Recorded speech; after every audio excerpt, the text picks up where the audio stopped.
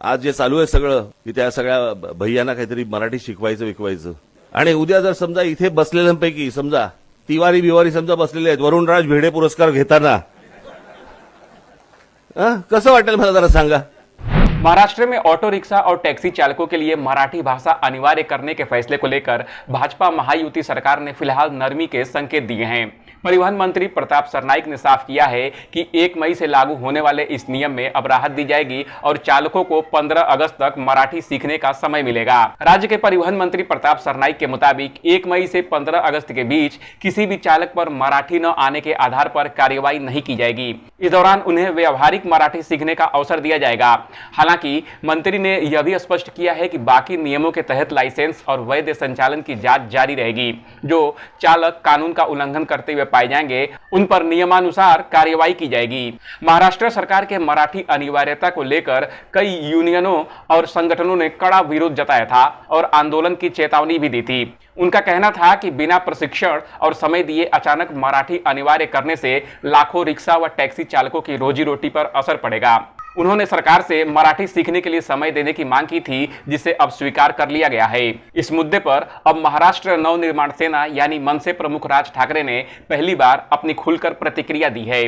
पुणे में एक कार्यक्रम के दौरान मराठी भाषा को लेकर राज्य सरकार के रुख पर उन्होंने कटाक्ष किया।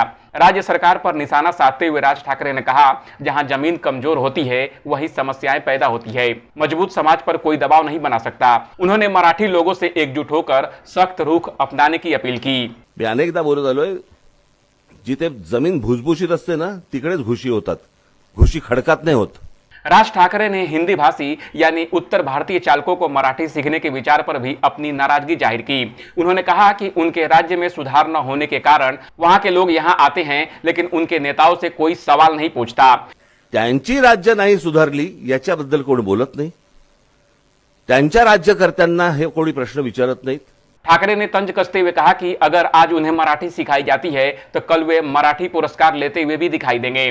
आणि उद्या जर समजा इथे बसलेल्यांपैकी समजा तिवारी बिवारी समजा बसलेले आहेत वरुणराज भिडे पुरस्कार घेताना कसं वाटेल मला जरा सांगा।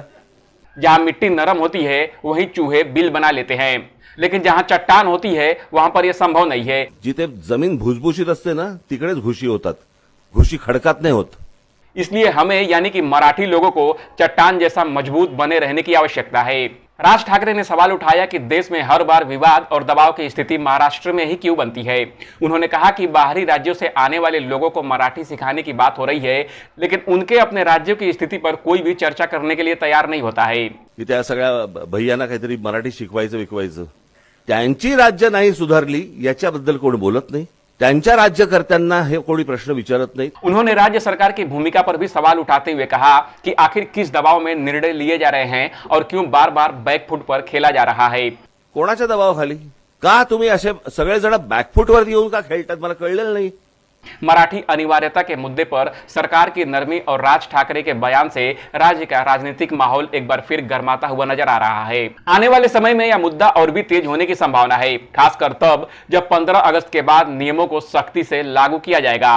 राज ठाकरे के इस स्टेटमेंट पर आपका क्या कहना है, कमेंट कर हमें जरूर बताएं। ऐसे ही ताजा तरीन खबरों के लिए देखते रहिए एबीपी एंटरटेनमेंट।